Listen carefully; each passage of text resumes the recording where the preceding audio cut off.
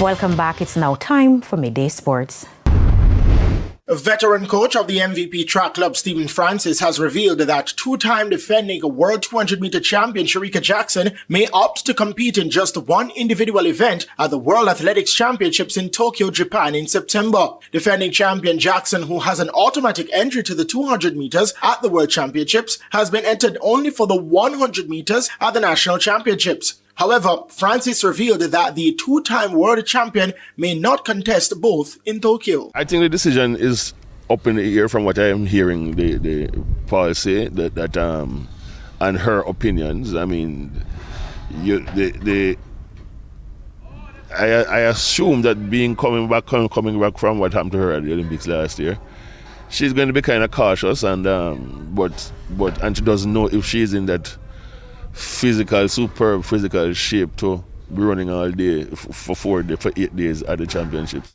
Live and exclusive coverage of the National Senior and Junior Athletics Championships will be aired on TVJ, TVJ Sports Network, and One Spot Media, with radio coverage on Hits 92 FM starting on Thursday with the afternoon session at 2 p.m.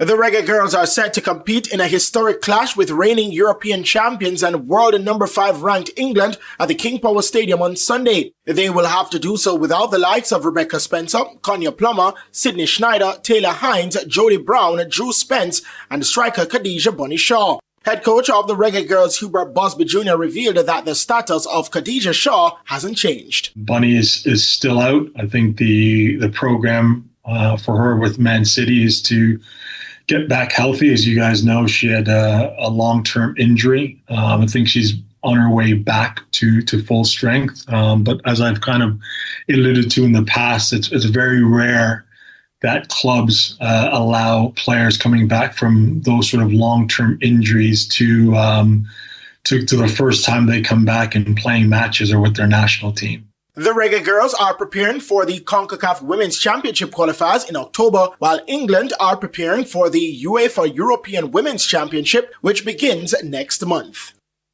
And finally, the full effects of the lights at Sabina Park will not be seen until early July. When TVJ Sports visited on Tuesday, there were some visible dark areas on the outfield due to the lights not being focused. Dr. Donovan Bennett, president of the Jamaica Cricket Association, is awaiting the arrival of special equipment in order to complete the process. It's a laser beam thing, right? So they can't come before the 7th of July.